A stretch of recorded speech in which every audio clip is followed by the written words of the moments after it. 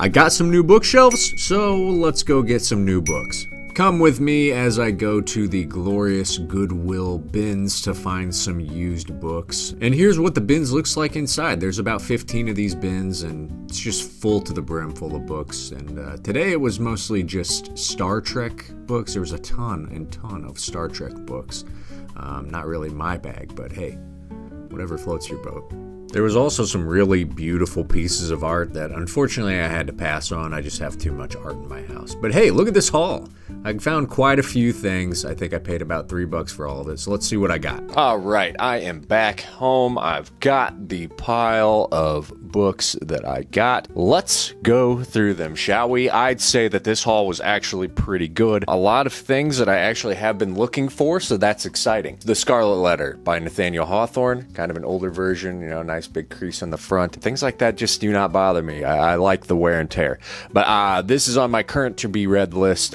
I have surprisingly yet to find a copy of this. I'm really looking forward to reading this soon. Pines by Blake Crouch. Blake Crouch, for me, I don't know. He's on thin ice. You're on thin ice, Blake Crouch. Dark Matter, I think, ended up being a really good book, but kind of by accident. I don't feel like what made it so good to me was intentional.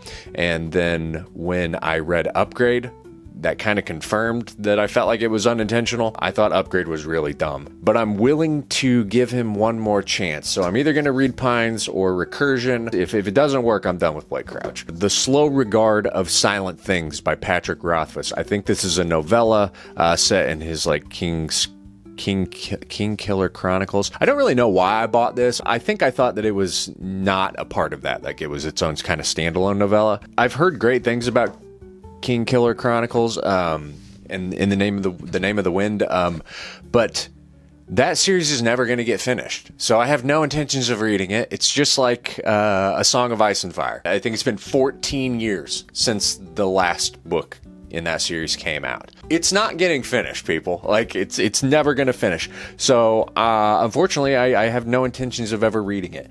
But I picked this up again. I thought that this didn't have anything to do with it, but whatever. The Silent Patient. This has been on my list. I have several friends who've read it, and everybody liked it. That cover is just so...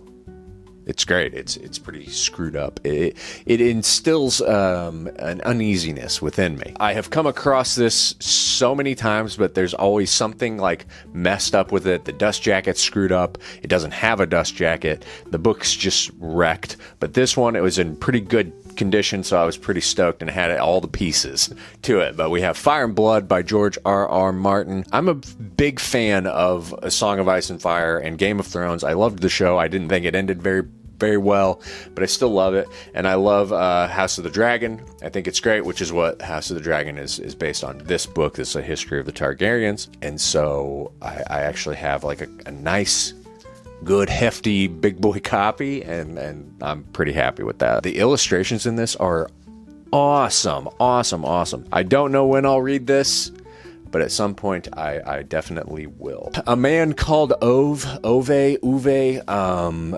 I read this book last year. I gave it 5 stars. I think it's great. I'd recommend it to pretty much anybody. Just a really good all-around slice of life book about an old man and his life and how he became an old crotchety man. I don't have a physical copy of this, and now I do, and I can put this on my shelf.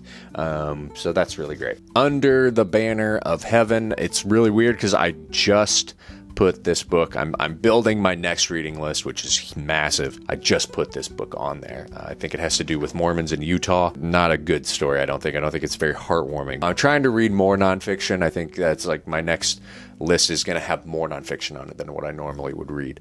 Trying to get out of my comfort zone. And lastly, this was a great one because it's just stoked and it's an older version, but we have The BFG by Roald Dahl. I haven't read this book since I was a child, probably like most people. It's a library copy, so it's got the plastic, cellophane dust jacket on it, and it's a much older version of the book, so I was really stoked on this one. That just brings up a lot of nostalgia, and I think because I found it now, I'll probably add it to my newer reading list because it's been so long, and I should reread these as an adult and see how they hold up or if there's anything to be gained. That's all that I found. I thought it was a pretty good haul. I think in total, everything cost me, because I bought a couple other things. I bought a rug and a pet taxi for my cat. But I think in total, it was a little over $3 for all of this. So, yeah, go check out your local thrift store.